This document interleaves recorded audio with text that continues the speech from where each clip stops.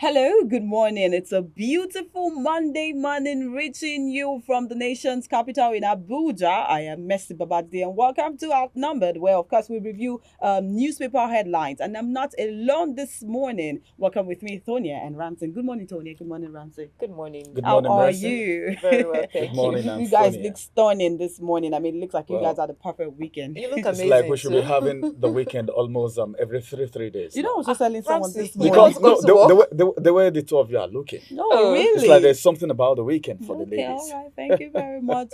You know, someone was saying something this morning about 24 hours not being enough anymore.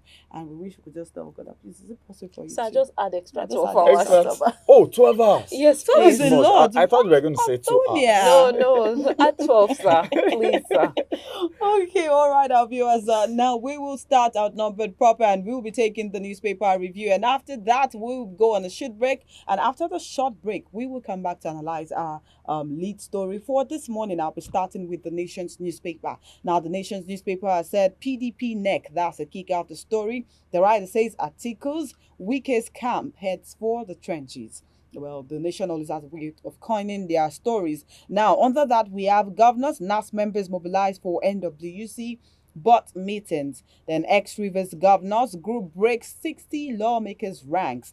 And finally, on that, we have why acting national chairman Damagum may survive. Well, all of these stories are still on the nation's newspaper. And now let's go to more stories. Chibok girls. Parents can demand release of 91 still in captivity. And below that, we have inside, still no closure 10 years after. Ondo Guba, APC clears Ayedatiwa Ibrahim, okay, 13 others for primaries.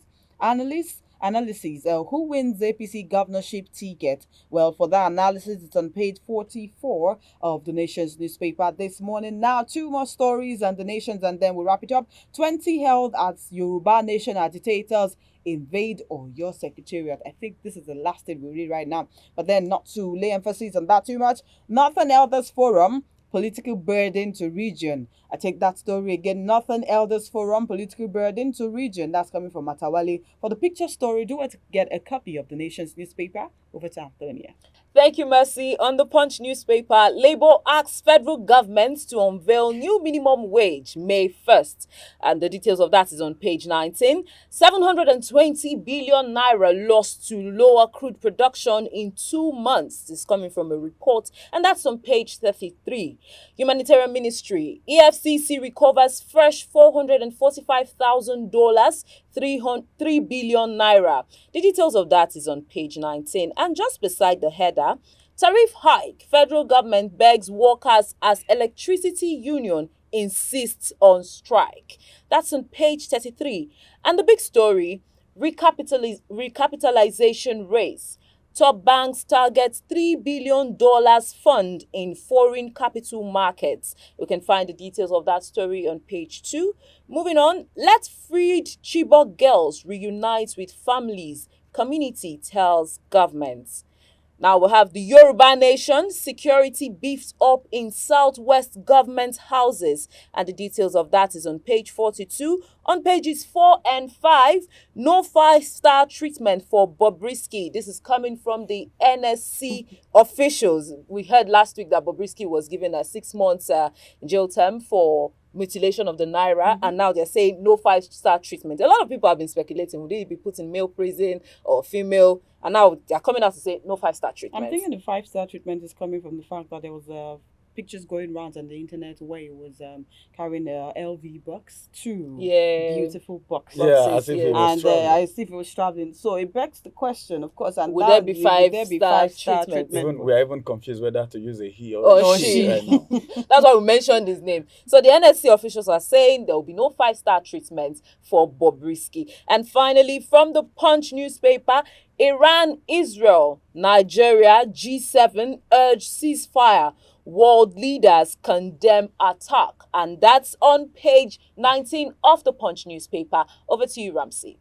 All right, thank you very much, Antonia, for those headlines. Let's quickly get into the Daily Trust newspaper and see what we have from there. I will begin with the big story. The big story says, we uncover more fraud in humanitarian ministry. This is coming from EFCC. Then two riders to that story. It says probe of past, suspended officials yield 32.7 billion naira and $445,000 recovery. The second rider says investigating abuse of COVID-19 funds and World Bank loan. The details of that you can actually get on page 8 of the Daily Trust newspaper. Then I have this story which says that we are yet to see Naira gain. Food prices still high. Nigerians are crying. One of the things that Nigerians will want to see as far as the appreciation of Naira is concerned is that it affects the prices of commodities in the market, especially foodstuff, because Nigerians are going through so much at this very particular point in time. Then more stories still coming from the Daily Trust newspaper this morning. I have this headline which says 19 killed in Oyo, Ogbomosho Road crash. Details of that you can actually get on page 7 of the Daily Trust newspaper. After a very long time, after 10 years, 21 Chibok girls return with 34 kids. 48 parents die of trauma. I don't know. I don't really want to talk about this. This is one of the things Nigerians are going through as a result of the insecurity situation in the country. The security situation is getting out of hand right now. But then, all good. 21 Chibok girls returned back home with 34 kids and 48 parents die of trauma before now. The DSS arrests El Rufai's Ali Aisha over a Facebook post against Governor Sani. I saw this and I was wondering, El Rufai's son has come out to make some statements before now, and nothing happened. I think we talked about it on one of our reviews that then, in a sane country, this kind of statement shouldn't be coming against a sitting governor by the son of a past governor. But then we didn't hear anything. I wonder why this arrest is being done. But then maybe if you want to get more details, get into page 7 of the Daily Trust newspaper. And finally, from the Daily Trust newspaper this morning, US, EU, others warn. Okay, Iran-Israel conflict could destabilize M-East. Just two riders to that story. Oil price may hit $90. Iran summons UK, French, German envoys over stands. And that's all from the Daily Trust newspaper this morning. You can actually pick a copy of the Daily Trust newspaper so that you can go through it for more of the stories. Over to you, Mercy, for the next Thank paper. you, Ramsey. Away from Daily Trust newspaper now, let's move to the Guardian. The Guardian here says, sticky prices, poor control upset consumers despite stronger naira.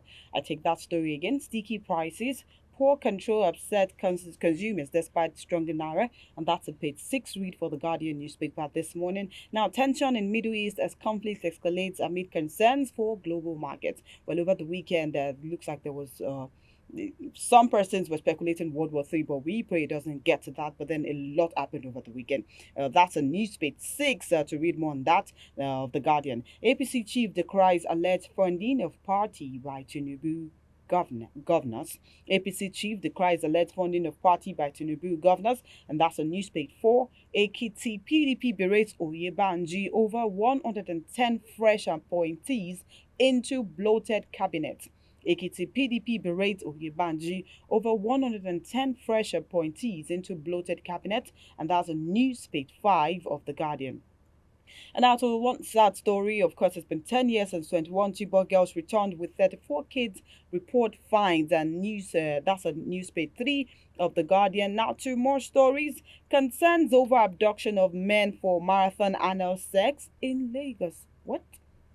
Concerns over abduction of men for marathon anal sex in Lagos. First off, even I have a lot to say, but then it can be read on Metro page 8. I like the fact that you guys just read it. You expected what I was going to say, because whatever happened to 14 years imprisonment for anybody that was caught, or whether you are proving a point that, or you are swaying towards being homosexual. But then now there is an abduction of men. Marathon anal sex. Having marathon anal sex. What? That's a lot. Yeah, it's unbelievable.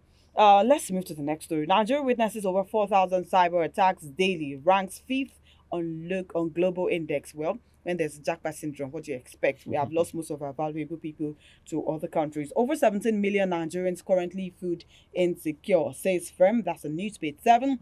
Wrong timing, misplaced priority for new electricity tariff. I agree with that. And that's on editorial page 2 of The Guardian. And then for more stories, do well to get a copy of The Guardian. After the break, we will be analyzing our lead story today. And that's, of course, the PDP drama between Wike and Atiku camp. Stay tuned. Follow us on our social media handles at Oweleke TV. Visit our website at www.oweleketv for a thrilling journey. Oweleke TV, rising star at the fairground.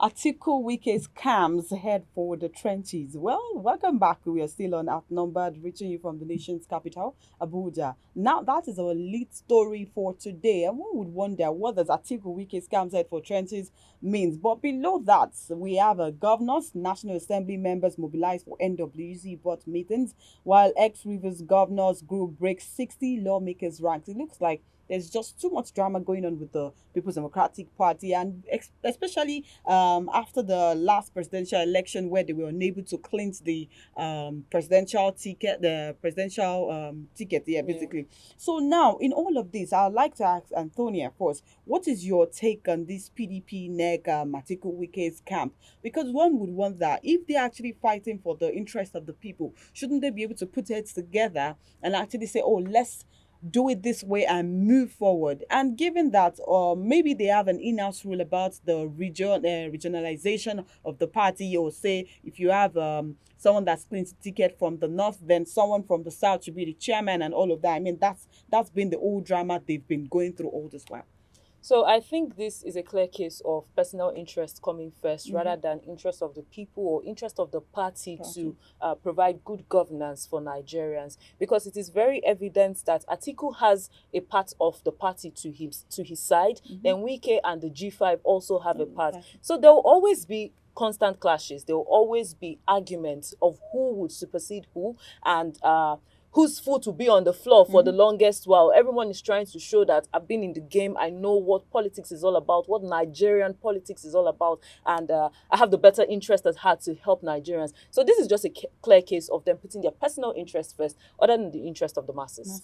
Okay, I like that you just hit the nail on the head and you just Straight up. Straight up. There's no need to beat around the bush. Now, my question to Ramsey would be, Atiku still Wike's drama again. I mean, it's over a year since the presidential election. One would expect that they should have moved on. Absolutely. Even people that are heartbroken would have moved on. That's one question. 2, Wike now works directly under the All Progressives Congress. Isn't that anti-party activities to start with? But then nobody has been able to chide Wike over whatever he has done right now. So that means he has a strong footing with the PDP. But then in all of this, even isn't the whole aim of the party to be that, oh, they want people to actually vote for them, like Antonia said, that the party should come first, not self-interest?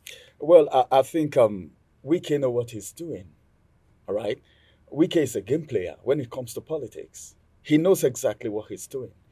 During the 2023 election, there was a video that was making round. We are not sure of it. I didn't research it. Where he was saying he wants to work with this present administration because he still wants to remain relevant. Then everything played out. Okay. And we saw him being the Minister of FCT. All right. You know what that position is. He's close to the president right now. So he is playing a game. All right. And he knows what he's doing. And saying Wike is working with APC. If you ask Wike as we speak, Wike will tell you, I am not APC. But then so many things happening on the ground that we don't know. Remember the G5 governors is being headed by Wike. And that is a faction of PDP. They refuse. You know what brought that problem? The emergence of the national chairman of the People's Democratic Party, Yoshua Ayu, from Benue State. Wike doesn't like that because they said they had an agreement that this leadership, should be zoned And that was what they held to. And it's so unfortunate that even the governor of Benue State, where Yochua Ayu came from, whom, as it's been claimed, allegedly, that he was the one that even brought Yochua Ayu to the party. forefront, is even in G5. You can see the game right there. All right, that is one part of the question. Let me get to the first part of the question when you talked about you thinking Wike and Atiku's feud should be over by now. It cannot be over. You know why? Let me tell you why. They are working towards 2027. Yeah. If you look at this statement, okay, it's coming from the NEC. All right, and you know what NEC is. There is a fear for 2027. And I'm even scared, I'm afraid for PDP, for what is going to happen in 2027, because a house in disarray, I wonder how it's going to stand. It's divided against itself. Yeah. I wonder how it's going to stand. And APC need a very strong opposition. You know what I'm talking about? Because this is a sitting government. You know, they need a very strong opposition. So what I was thinking is Labour Party and PDP joining force together. Like there is problem to form a merger, but now there is problem in LP, in Labour Party, and there is problem in PDP. And even the PDP governors, if you read this story very well, you hear where you can see that the PDP governors are not even in tune with Wike, with Atiku. Atiku, yeah.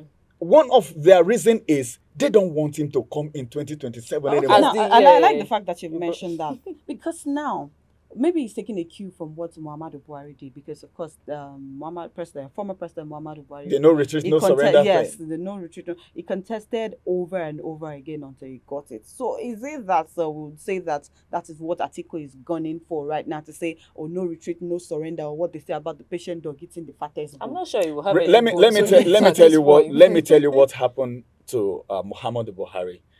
Muhammadu Buhari came up, okay, on the ground of sympathy.